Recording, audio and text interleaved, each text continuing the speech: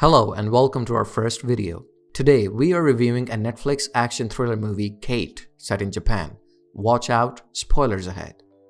Kate is an assassin and an expert sniper trained by her handler Varric. After she was left orphaned as a child, Varric raised her as a father figure, giving her extensive training in weapons and combat, and eventually inducting her into his private team of specialists. This made her an expert in assassinating various targets. As the film opens, a Mercedes car drives past a warehouse. Kate is in Osaka, Japan, to kill an officer of a powerful Yakuza syndicate.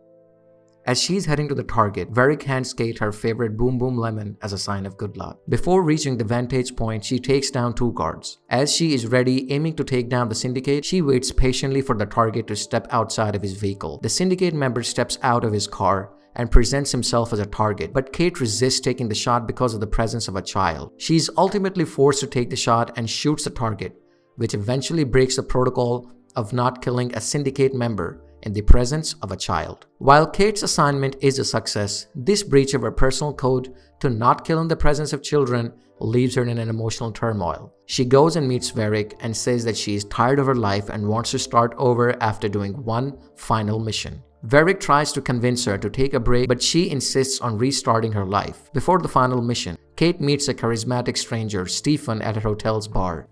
The pair share a bottle of wine and have sex in her room. She gets a message for a final mission. Later, while preparing her sniper's nest, she starts getting symptoms of dizziness that cause her to miss the shot. She's told to leave the target. She starts relentlessly shooting at the target but eventually misses it. Kate steals a car from a Japanese driver and speeds up to chase the target, and in the process of doing so ends up in a horrible car crash. She wakes up at a hospital to learn that she only has 24 hours to live, as she has acute radiation poisoning caused by polonium-204. She steals injectable stimulant drugs and a gun and sets out to exact revenge on whoever poisoned her. Kate tracks down Stephen and his girlfriend and learns that they were paid heavily into poisoning her by Sato, a Yakuza affiliated with the Kojima crime family. She goes to meet Varric and shares the entire story. Varric seems a little bit off, but in extreme shock not knowing who did this. Kate finds Sato at a luxury restaurant and kills him.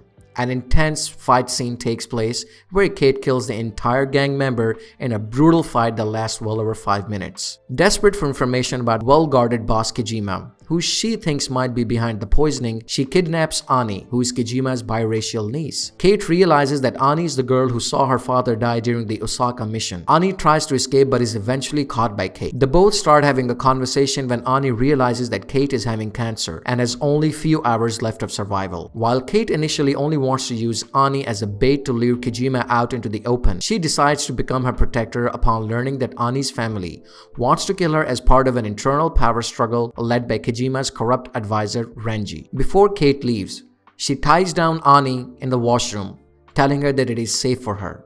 When her family tries to kill her, Kate jumps in and an intense battle scene takes place.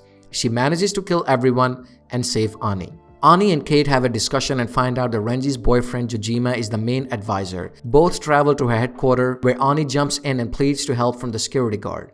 When Ani reaches to meet Jojima, Kate takes out her gun to take him down.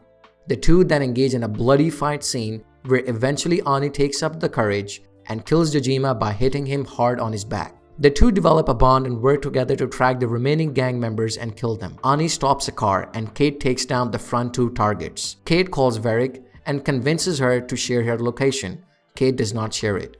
Kate uncovers more clues about the Osaka mission and realizes that it could be Varric, her own handler and father figure, who is behind her assassination. Both travel to an old family house and Kate goes inside to take down Kojima, the head of the crime family. Kojima then shares the shocking details that Varric is behind her killing.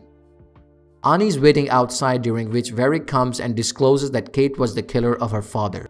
Ani and Kate have a heated conversation and takes a shot at Kate. Kate drops and the leader of the gang member, Kojima, comes from inside to hand her the stimulant drug.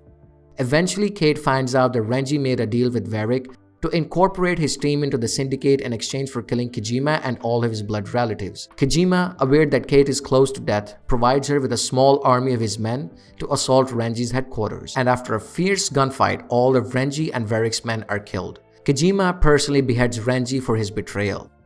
Kate locates Varric, who is holding Ani at the gunpoint. The two have a fast draw and Varric is fatally shot in the stomach. Ani then helps Kate walk outside to the roof, where Kate, finally at peace with herself, dies. How was the movie review? Go ahead and subscribe to the channel so that you don't miss any update. Thanks for watching, and we'll see you around.